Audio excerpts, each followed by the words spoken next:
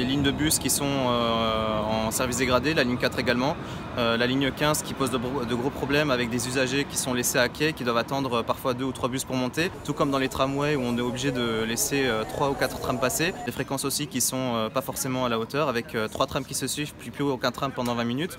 Et pour nous c'est un vrai problème parce que l'expérience usagée elle est complètement dégradée et ça détourne l'utilisateur finalement de ce mode de transport vertueux pour l'environnement. Il y a aussi des choses qui vont pas, comme le trambus avec des voies de circulation à sens unique propres au futur trambus, qui sont pour le collectif problématiques puisque ça va impacter la performance commerciale de la ligne. Et on a peur qu'il n'y ait pas autant de gens qu'espérés qui puissent basculer sur un mode de transport vertueux et qui finissent par garder l'automobile comme moyen de transport principal. Un réseau qui est fréquent, c'est-à-dire un tram toutes les 3 minutes, comme le promet monsieur le maire.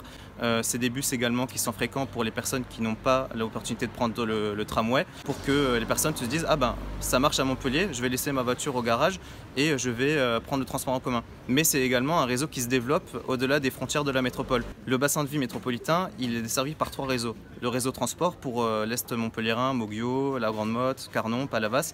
Vous avez également le réseau de transport Lio qui dessert les hauteurs montpelliéraines avec la communauté du Pic Saint-Loup, et il y a également le réseau TAM qui dessert finement toutes les communes du réseau TAM. Nous on est pour qu'il y ait un réseau de transport unique à l'échelle du bassin de vie métropolitain. C'est une gratuité qui est partielle, qui n'est pas totale, et ça va discriminer en fait les personnes qui n'habitent pas dans les métropoles parce que c'est trop cher, qui sont obligées de prendre un car puis un bus, et en fait qui vont payer leur abonnement de car puis leur abonnement de la TAM. C'est la double peine en fait pour ces personnes.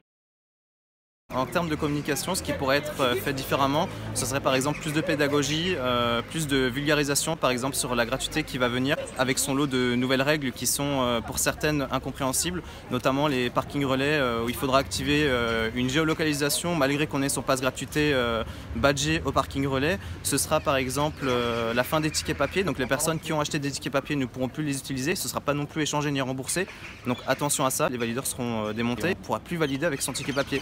Et ça, il y a énormément de personnes qui ne comprennent pas cette mesure, ça leur est complètement étranger.